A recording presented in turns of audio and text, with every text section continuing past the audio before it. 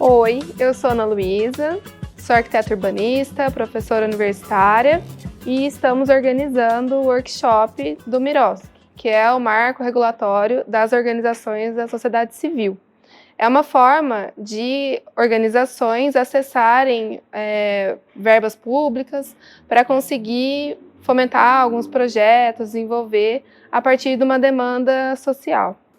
Esse workshop tem a intenção de discutir bastante a ATIS, a assessoria técnica em habitação de interesse social, ver como ela pode ser viabilizada e também entender nos termos da lei, o que ela quer dizer, como implementar. Como a atuação da assessoria técnica pode ser importante na viabilização de direitos, direito à moradia, e como a atuação junto a movimentos sociais é importante na busca por ambientes urbanos mais saudáveis. E além disso, como a nossa atuação junto ao poder público, em qualquer esfera, municipal, estadual ou federal, pode ser importante na viabilização desses projetos. Porque a demanda ela é muito grande e é necessário trabalhar junto, às organizações com o poder público,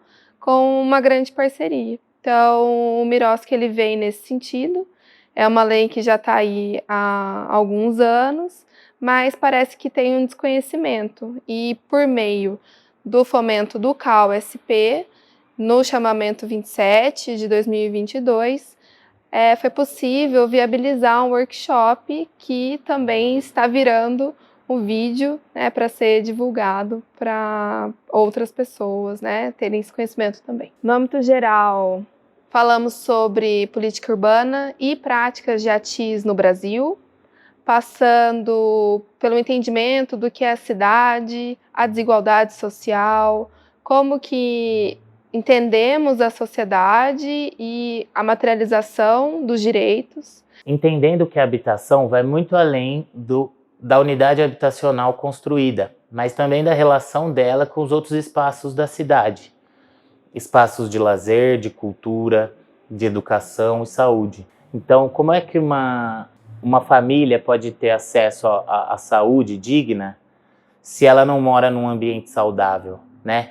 Como as crianças podem ter acesso a uma educação plena se muitas vezes no espaço da residência dela não tem um espaço adequado para ela realizar seus estudos, ou fora do período das aulas não tem um espaço adequado de lazer, ou mesmo o direito à vida, né? Se a gente for pensar que famílias hoje ocupam áreas de risco e estão eminentemente sobre risco da sua própria vida, então como que o direito à vida é garantido, né? Sem a moradia adequada? Então por isso a gente entende a habitação muito além da unidade habitacional, né? Do chão, das paredes e do teto. Então, quando tem na Constituição, quando fala que a gente tem direito à moradia, à alimentação, à saúde, isso não significa só ter um equipamento público ali, mas também que o ambiente ao redor seja saudável, que as pessoas consigam transitar, tenham uma mobilidade adequada, e tudo isso pode ser objeto da ATIS.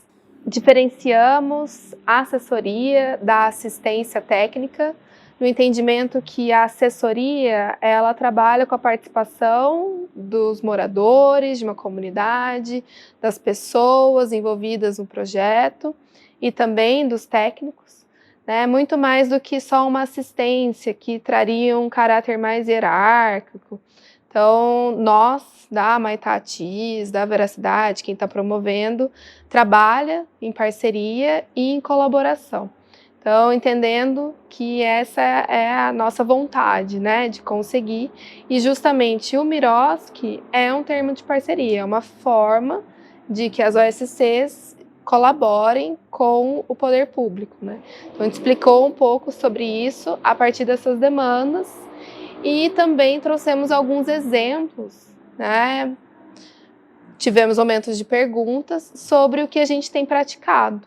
Então, outros projetos que vão desde fazer o projeto de unidade habitacional, também passando por espaços livres, né, área de lazer para comunidades e também um processo mais extenso de regularização fundiária que está acontecendo aqui em São Carlos, por exemplo. Então nós finalizamos o primeiro dia com esse debate mais amplo do que é assessoria técnica, suas formas de atuação e como, através da atuação junto aos movimentos sociais e em constante contato com o poder público, os projetos possam ser viabilizados. Bom, me apresentar, eu sou a Daniela, sou a atual coordenadora da Associação Veracidade, que é uma instituição que foi fundada em 2012 para trabalhar acerca de questões socioambientais. E aí as ferramentas que a gente usa para isso é a permacultura, a agroecologia, a educação ambiental crítica. E a gente tem feito isso nesses últimos anos. Eu acho que eu posso dizer que nesses últimos anos a gente também deu passos importantes para a profissionalização desse trabalho aqui em São Carlos e nos lugares que a gente atua, né? O motivo pelo qual a gente se encontra hoje aqui, né, na sede da AIASC, para poder conversar um pouco sobre o marco regulatório das organizações da sociedade civil, vem muito por conta desse nosso encontro com a Maitá, através das nossas parcerias, atuando junto com eles no trabalho de ATIS, e duas OSCs, né, atuando juntas no município. A gente acabou, ao longo do nosso percurso, encontrando a necessidade de se aprofundar, né, nos estudos do marco regulatório e de compartilhar isso também, não só com as demais organizações que fazem parte aqui do município dessa rede com a gente, como também do poder público, que é a outra ponta que articula todo esse processo de trabalho junto com a gente aqui na prefeitura, no governo estadual e até federal, às vezes, né, quando a gente consegue, quando a gente dá sorte. Espero que todos possamos ganhar nesses 4 dias. Tá? E vamos continuar com essa parceria. Tá? A IASC, quando fala de assistência técnica, hoje de habitação de interesse social, ela tem o interesse. Estamos trabalhando com isso. E eu acho que, no momento, a gente vai somar forças. Não é uma divisão. A gente tem que parar, e eu vou ser muito sincero, com divisões. A área técnica é aqui. Nós estamos conversando tecnicamente de legislação ambiental, habitacional. Então, é um prazer.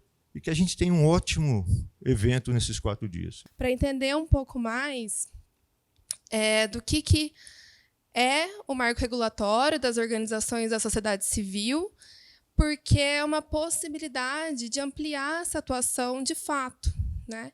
E nesse processo que a gente foi acessando, fazendo, construindo esses editais, os projetos, a gente viu que a gente precisava aprender mais. E a ideia desse, em específico, é aprender junto. Então, por isso que a gente convida, né, vocês aqui. Vai ter os espaços para pergunta, tudo. Mas também estamos fazendo a gravação para que, de fato, isso se difunda, né, muito mais. Nós vamos conversar sobre a política urbana e práticas de ATIS no Brasil. E amanhã vão ser os próximos módulos, né? Então, o 2, que vai versar sobre o terceiro setor e organizações da sociedade civil, junto com o módulo 3, a introdução ao MIROSC, né? A gente acaba apelidando assim, né? É muito grande o nome, e a aplicação da lei de ATIS. Então, a gente viu que era interessante trabalhar todos esses temas e abrir mais espaço para, de fato, que aí tem pessoal, né, cada um aqui de uma organização, para fazer um treinamento, de fato, com o Valfredo, que vai vir de Belo Horizonte. Ele tem muita experiência para falar, olha, então tá, vamos entender o contexto, a demanda, principalmente que a gente vai fazer hoje, mas eu quero passar do A até o Z, como que a gente acessa e até como a gente presta todas as contas. Política urbana e práticas de ATIS no Brasil. Nós temos esses temas, né? A gente vai sair, então, de uma concepção da cidade. Nós, arquitetos e urbanistas, né? Eu e o Guilherme somos arquitetos e urbanistas.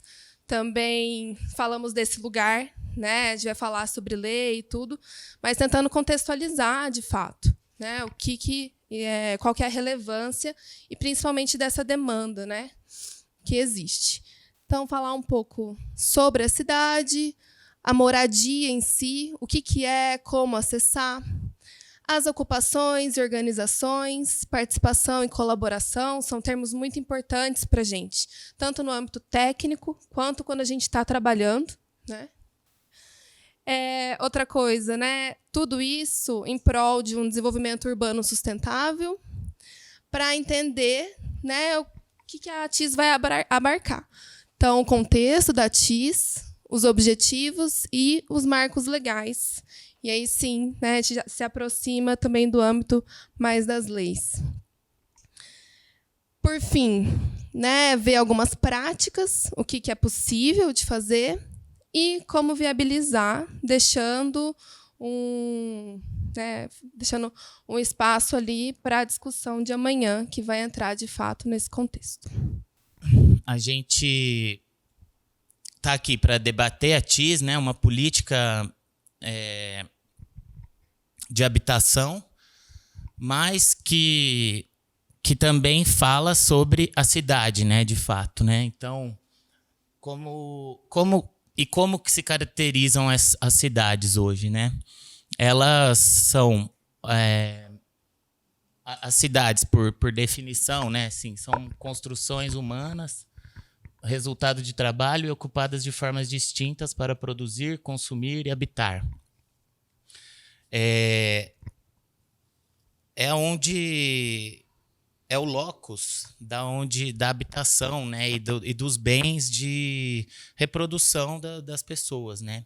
Isso em termos teóricos, né? Assim, mas na prática ela é desigual, né, em termos de acesso, né, por parte da população a esses serviços, a esses bens, né? Tanto em distribuição disso, né, no ambiente urbano, quanto no acesso das pessoas a esses serviços, né? E aí a gente... Não, pode ir. E aí a gente, a partir disso, né, da desigualdade das cidades, é que surgem as necessidades das políticas urbanas, né, das políticas públicas para o enfrentamento dessas desigualdades, né, para democratização, né, o máximo que se tenta democratizar esse acesso, qualidade de vida urbana das pessoas, né? Então, e também as políticas urbanas acabam por ser fruto, né, de uma construção histórica, né, de lutas e de reivindicações mesmo dos próprios cidadãos, né? Para não chegar e colocar a lei como um todo, a gente vai ilustrar esses assuntos, né? Então a gente vai entender o que são essas questões da desigualdade, onde que isso está tendo uma resposta, um respaldo na lei de ATIS. Então todos os pontos, né, que a gente vai colocar, como está ali, então no artigo 2º está falando justamente dessa questão, vai abarcar, entender que a habitação é muito mais ampla e no sentido de que a gente precisa pensar para além do morar, né, dos equipamentos, essa ideia de que a gente materializa, né, muito das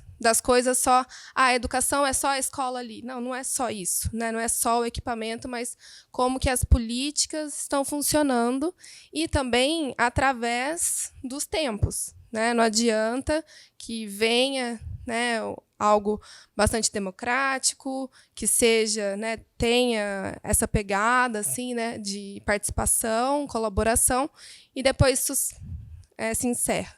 Então, é entender algo no sentido mais amplo. E sempre com essa intenção, né, de qualificar a ocupação do sítio urbano com a legislação urbanística e ambiental para a gente, de fato, né, caminhar para um desenvolvimento urbano sustentável.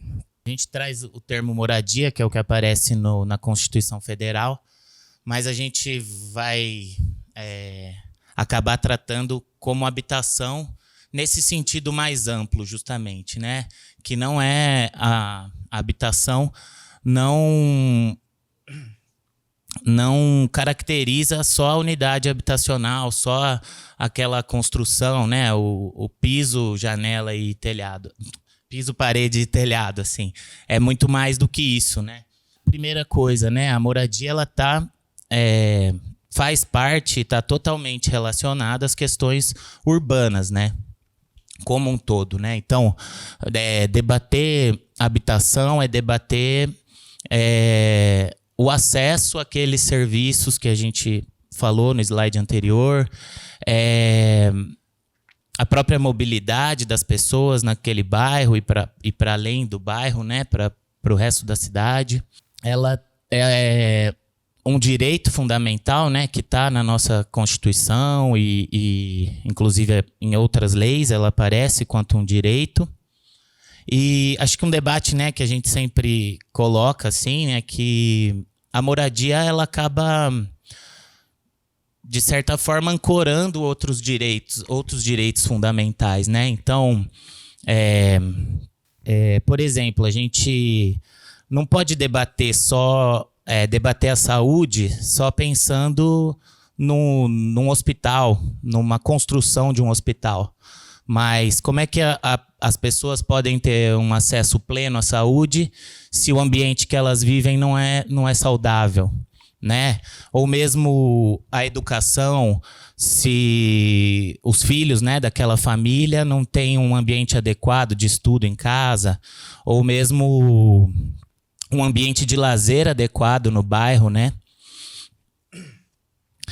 E, bom, acho que até se a gente for pensar como que a gente pode garantir o acesso, o direito à vida, né, das pessoas se elas ocupam áreas de risco, por exemplo, se elas estão sob risco de desastres naturais ou qualquer outra origem, né, do desastre, enfim.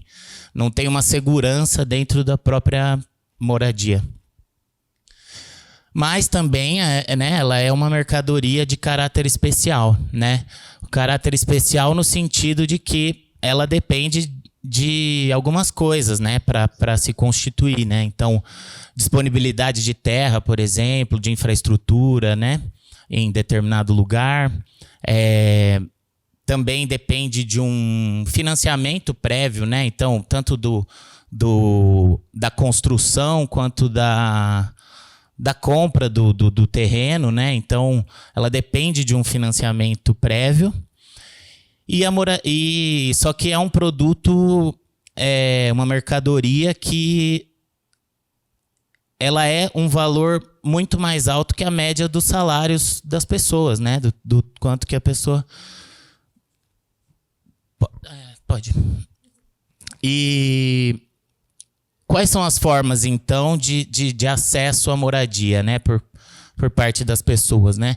Primeiro, o mercado formal, né, o agente privado, tanto no aluguel quanto na compra, né? E depois, para as pessoas que não conseguem, na verdade, né, acessar esse mercado formal, existem as políticas de Estado, né, de produção habitacional, né? Mas a gente percebe, né, que essas políticas acabam sendo resultado de um contexto, né, em que o próprio Estado se encontra, né? Então, isso vai depender muito do momento que essas políticas são formuladas também, né? E por outro lado, o Estado acaba não dando conta da demanda toda habitacional, né?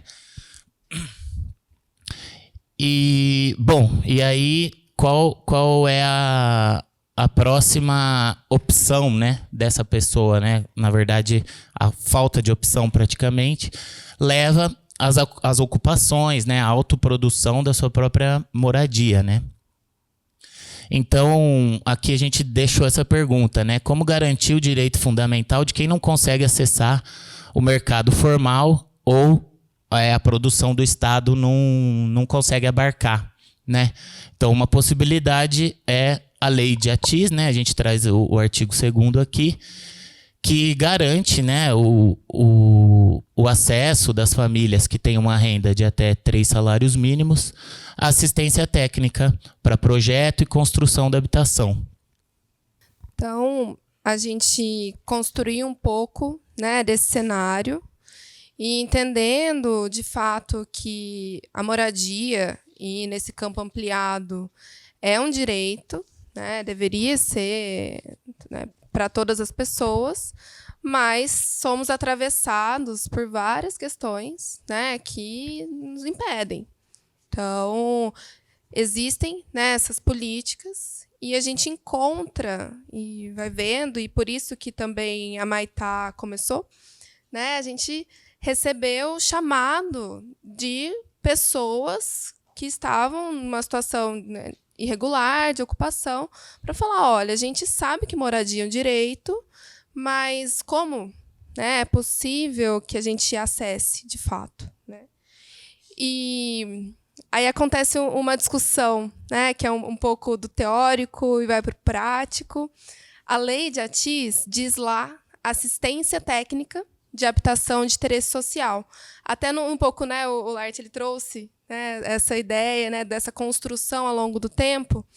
E por conta da participação, dessa ideia de estar junto com aquelas pessoas, de vir uma demanda, se percebeu, não só a gente, né, e isso se expande Brasil, enfim, que um termo mais atual, né, seria uma assessoria, que é ali, né, o que está em vermelho, que vai implicar na participação e a colaboração desses moradores, não só da gente trazendo a técnica, né, colocando ali, mas entendendo, de fato, aquelas necessidades. Então, tem uma ocupação, como mostrou, né, a fotografia aérea ali. Como que é aquela formação, quais são as necessidades, e a gente precisa exercer essa escuta, de entender. Agora, quem que vai fazer isso, né, de fato? É o grande escritório de arquitetura, quem está ali? Pode ser também, né, mas são diferentes contextos, né, e esses atravessamentos, né, que a gente vai encontrar. Então, a sigla é a ATIS, e a gente vai trazer essa ideia da assessoria, justamente por causa desses 3 pontos, né? A ideia de pensar, de fato, a possibilidade de estar junto, de fazer uma autogestão, e isso se desdobra desde o processo de concepção do ambiente, então, do espaço urbano, dos espaços livres, né? A gente está desenvolvendo, né, projetos nesse sentido também. Até a própria viabilização, a construção, né, como que isso vai ser, né? Tem várias discussões. Alguns grupos, né, de assessoria também colocaram projetos nesse sentido de fazer melhoria habitacional. E o que vai abraçar muito isso e respaldado na lei é justamente para manter a luta, né, ser resistência, ter essa organização dos moradores, porque não se faz nada sozinho. A gente está aqui somando, né, os moradores lá, sempre são muitas famílias, né, mais de 100 famílias, e tem as diferentes organizações também desses movimentos sociais, porque avança um pouco, aí vem outra política e vai. Então, a gente junto, né, a gente sabe que a gente consegue fazer sempre um diálogo mais sólido, talvez, né? A gente acredita que nesse processo de assessoria, em que o morador participa, tem voz, né, ele colabora de fato com o trabalho, né, traz não só uma identificação dele com aquele espaço, mas o próprio sentimento de inclusão, de fato, na cidade, né?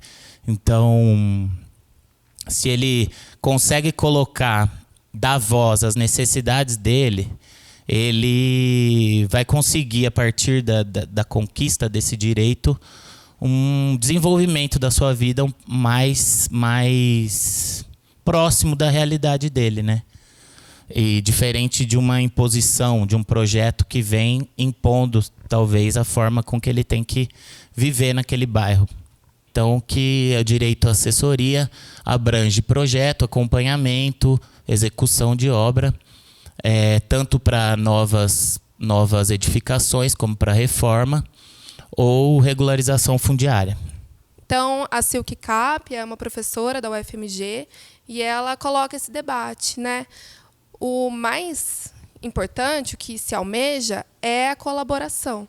De fato, né? Você está ali, veio aqui, e aí por isso que a gente também vai deixar um espaço para as perguntas, né? Para vocês, para a gente conseguir debater, né? E assim a gente constrói mais o conhecimento a partir desse diálogo, né? A gente mostrou que há demanda, né? Está numa situação que tem muitas ocupações, mas também não só essas pessoas ali, mas a própria relação entre os bairros. Então, a gente vai ampliar mesmo essa ideia, né, de pensar alguns espaços e como conectar esses equipamentos urbanos, como criar outros, pensando em políticas, entender melhor como é a legislação, né, da própria cidade, e para a gente conseguir, né, então, ter um meio garantido por lei para promover o desenvolvimento urbano sustentável, né, para além da habitação, né? Acho que a gente repete, mas a ideia é fixar mesmo. Para isso, né, o que é necessário? Um planejamento e coordenação entre nós, técnicos, né, entre quem vai executar, entre quem está lá, né, que vai participar das atividades. Já está previsto ali na lei que as ações elas devem ser planejadas e implementadas de forma coordenada e sistêmica. Então, se tem pessoas, organizações dispostas a colaborar, a fazer junto, para somar para o Estado, né, principalmente conseguir dar conta dessa demanda, a ideia é isso, né, vamos estar junto mesmo, de fato, fazendo ali acontecer. A ideia do Estado não dar conta, né? Assim, a ideia da ATIS é justamente para potencializar essa atuação do Estado em qualquer nível, né, de organização, e não eximir ele dessa responsabilidade, mas justamente fazer com que esse direito à habitação chegue de fato às pessoas, né? Quando a gente fala da política da lei de ATIS, qual que é o próximo passo, então, né? Lutar por políticas públicas, de fato, de ATIS, né? Então, a gente teve uma experiência breve aí, não a gente, mas o Brasil, durante o Minha Casa Minha Vida, que tinha a modalidade entidades, dentro do recurso total do programa era muito pequena, né, a verba para isso, mas acho que são experiências nesse sentido de coordenação e colaboração com o Estado. E é isso, né? Não adianta a lei no papel se depois não tem uma política, não tem verba. Então, essa é uma luta nossa também, né? Quanto profissionais, arquitetos, urbanistas, engenheiros, advogados, é que as políticas públicas de fato funcionem, né? E permitam essa coordenação mais ampla de um processo, como eu disse, que demanda um tempo grande, né, para ser executado. A gente começou a fazer atividades mais materializadas, começou a fazer sentido. A gente conseguiu, com retalho, né, fazer bloquinhos de madeira, a quantidade de moradores, e fizemos uma dinâmica. Aqui está a possibilidade dos terrenos. Como que a gente arranja isso?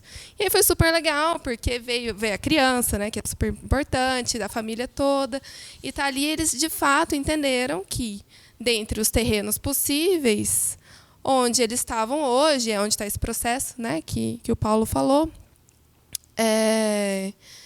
ali era o ideal pela necessidade deles, pelo que eles estavam almejando, e não aceitando só uma ideia, Minha Casa Minha Vida vai vir isso, vai ser dessa tal forma, né? Então a gente conseguiu uma colaboração, né? E isso é muito legal. E nos projetos, né, a gente vem sempre colocando também até uma figura de uma coordenação pedagógica, né? A Joana exerce aqui, né? Justamente para isso, para a gente ter uma atenção especial de como fazer, de como ouvir, né? Cada um na sua expertise, mas com os ouvidos atentos. A gente construiu dessa forma, né? Vim um pouco mais teórico, trazendo essas aproximações conceituais, até chegar nesse momento, de fato, que a gente já começou, e a conversa é sempre muito bem-vinda, muito legal. A TIS, quem que faz? Então, já esse recorte da própria lei, o artigo 4º dessa vez, que vai falar, então, que os serviços podem ser prestados por profissionais das áreas de arquitetura, urbanismo e engenharia. Quem que pode? Então, primeiro ali, né, os servidores públicos de todas as esferas, pensando numa própria articulação também, né? Integrantes de equipes de organizações não governamentais sem fins lucrativos. Por isso que a gente também trouxe esse debate, a gente acha que é importante para conseguir mesmo, né, viabilizar todas essas coisas que já surgiram, né?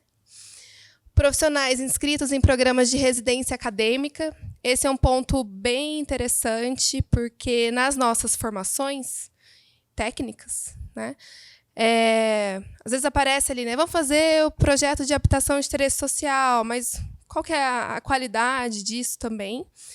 E aí há um incentivo já aqui, né, 2008, a lei, para as residências, um histórico, né, muito forte lá em Salvador, na UFBA, mas, por meio dos editais do CAL, também está com um lote de residências. E as equipes de pessoas jurídicas previamente credenciadas, selecionadas e contratadas pelo Estado. Então, também é possível, né, que se tenha esse credenciamento. O parágrafo 1º, então, desse artigo, vai falar que na seleção e contratação dos profissionais deve ser garantida a participação das entidades mediante convênio ou termo de parceria. Vamos pensar, né, o que já foi feito. E aí a gente trouxe uma experiência lá, né, 30 anos atrás, São Paulo, justamente no que eu comentei, né? A gente se espelhava muito o que foi feito lá em São Paulo. Essa é uma experiência muito interessante, muito bonita. Da Juta Nova Esperança, feito pela Usina, que é uma das assessorias mais antigas que existem, né, aqui no nosso país. E era uma demanda de 60 famílias, já num processo, né, já tinha sido feito um trabalho anterior na mesma região, e aí apareceram essas outras famílias, né? Então, um momento lá, o arquiteto João Marcos falando, né, um espaço com os moradores aqui, já um momento de obra, e essa foto é muito legal porque mostra os sistemas construtivos, as diferenças, e ainda mais porque foi mutirão, né? Autogestão e mutirão, um daqueles princípios lá que a gente colocou, que aparece muito forte na lei, e há certos questionamentos também, né, do que significa isso. Mas que, então, toda a escadaria metálica já está pronta ali, depois vem um sistema de blocos a ser construído depois, e pelos próprios mutirantes. Ali no processo, aqui é uma rua interna, né? Então se criou um conjunto que tem hoje nessa foto aqui, na verdade é um print do Street View, né? Que eu falei, vamos ver como que está de fato. Tem uma portaria, uma guarita, que são as outras relações que se constroem, né? Então, isso aqui é descendo, né, nessa portaria. Tem uma pintura, outra coisa, que 30 anos depois, né, lógico que vão ter essas modificações. E a gente entende que isso é natural, mas com um acompanhamento, né, isso pode ser feito com bastante qualidade, né. esse é um panorama um pouco de alguns pontos que permeiam a ideia de uma organização da cidade e as políticas públicas, né? Então, até chegar na Lei de Atis, alguns marcos legais e outros contextos. Se a gente puxar, né, na nossa história, a gente vai ter 150, 170 anos, desde a Lei de Terras, começa tudo isso, passa aí um grande tempo, e foi que é o começo da fala da Ana também, né, do momento que a gente está, e que agora é exceção, basicamente, né? Então, a gente está avançando muito nesse sentido, e aí começa a ter a Lei de Parcelamento do Solo, em 79, a ideia dessa concessão de imóveis urbanos, enfim, né? Até a gente vê, nesses que estão em maior destaque, a criação do Ministério das Cidades, em 2003, e, como consequência, o Conselho Nacional das Cidades, para fomentar o debate, para ser possível a participação, para que saia da esfera nacional e enraize nos municípios, que é o que tanto precisa. E foi o que a gente conversou um pouco aqui, né? A Marília também trouxe, falou, não adianta jogar só para os municípios, né? Não vai absorver como que há essa coordenação e esse planejamento. Mas é um ponto, né? Então, a Lei de Atis vai falar que dentro dos municípios precisa também ter uma regulamentação. Então, está aqui, né? A necessária aplicação dos municípios a partir também desses fundos, de onde que vem o dinheiro, que foi uma das coisas debatidas aqui também nesse primeiro momento de perguntas. Eu acho que esse slide mostra bem essa construção, né, que é feita num longo tempo, né, desses instrumentos que vão permitir essas ações, né? Agora, eles não são instrumentos prontos, né? Que aparecem, a gente já consegue aplicar e fazer da forma como a gente imagina a princípio, mas são as ações, né? A prática que a gente vai ter a partir desses instrumentos que vão permitir que eles se aperfeiçoem, né? Então, para a gente ver só em questão de datas, né? A Lei de Atis 2008, 24 de dezembro, né? Bastante emblemático. O CAL foi criado em 31 de dezembro, né? Então, e aqui, né, o Estatuto da Cidade de 2001, né, que vai trazer, né, vai responder muito das coisas já discutidas na Constituição, vai trazer o debate da moradia, né? Enfim, são conquistas também. E como fazer hoje? Né? A partir dessa discussão, falei que a gente não ia se delongar muito, justamente porque a gente já começou a fazer esse debate, a gente ficou muito feliz de já ter a participação, justamente. Então, há uma soberania do CAL-BR e os CAUs estaduais. São Paulo tem a maior porcentagem, né? Atualmente está com 8% da arrecadação do CAL para ser revertido em ações de Atis. Então, isso é um montante significativo. Isso porque, de 2018, que foi o primeiro edital de Atis, até agora, né, saiu de 3% para 8%. Então, realmente, é um reconhecimento do trabalho, que foi muito bem feito. Está todo mundo nesse movimento muito forte de um aprendizado por conta da demanda, que é muito grande.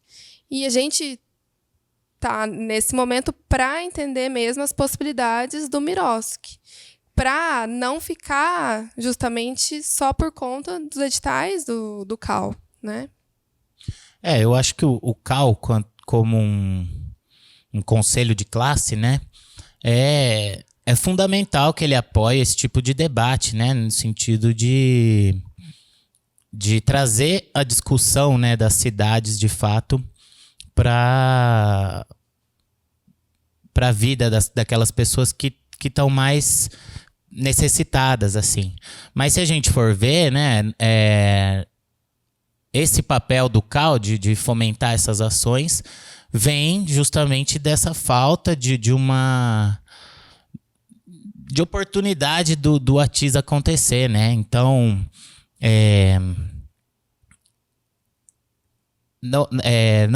não seria do papel do CAL fazer isso se a gente tivesse a política implementada e desenvolvida na prática mesmo, né? Mas, por enquanto, acho que é um papel muito importante do Conselho, né? De estar promovendo esse debate como esse que a gente está fazendo aqui. Essa intenção de ter uma capacitação profissional, né, e uma relação com a extensão universitária. Então, nos nossos projetos, tem, né, sempre um ponto ali.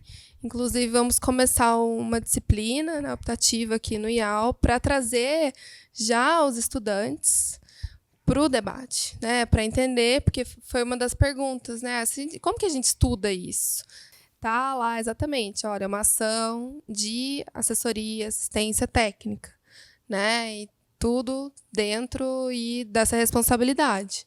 Então, todos os projetos aqui que a gente está falando, né, eu assino, Guilherme assina, né, todo mundo dessa forma, e os engenheiros também com as anotações, né, de responsabilidade técnica. Nós trabalhamos com múltiplas tecnologias, tem uma parte de levantamento por drone para entender, né, como são muito efêmeras, né, essas ocupações, esses territórios. O drone é uma ferramenta incrível que a gente consegue. Inclusive, aqui a gente consegue fazer até a série histórica, né, do processo, é bem interessante. Tem todo um procedimento legal também para estar ali. Então, não estamos mais só como um grupo sensibilizado pela demanda, mais organizado, formalizado, justamente para atuar, né, e fazer acontecer. E o objetivo principal foi esse. Agora a gente fala. Eu acho que a ideia é essa, assim, desse que a gente tem de trazer, né? Parece até redundante falar que a gente tem responsabilidade técnica sobre os projetos. Mas acho que é um pouco dentro do debate que a gente trouxe lá atrás da assistência e assessoria, né? Então, a gente está aqui trazendo o debate de ATIS como um campo profissional, né? Do arquiteto, do engenheiro, do advogado. Saindo, né, um pouco desse lugar de assistencialismo, né? Então, nós não estamos lá trabalhando de graça, né? Isso é importantíssimo. Inclusive para a própria efetividade do projeto, né? Quando você está num processo mais voluntário, sei lá, né? Outras demandas da sua vida se superam a eles, né?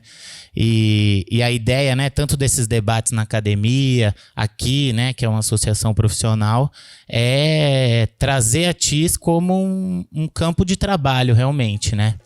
E dando sequência ao nosso workshop, nos módulos 2 e 3, nós vamos compreender o papel do terceiro setor e como se constituem as organizações da sociedade civil nessa atuação em parceria com o poder público, para que no quarto módulo possamos ter um treinamento da aplicação dos instrumentos previstos no marco regulatório das organizações da sociedade civil e que permite parcerias entre o terceiro setor e o Estado.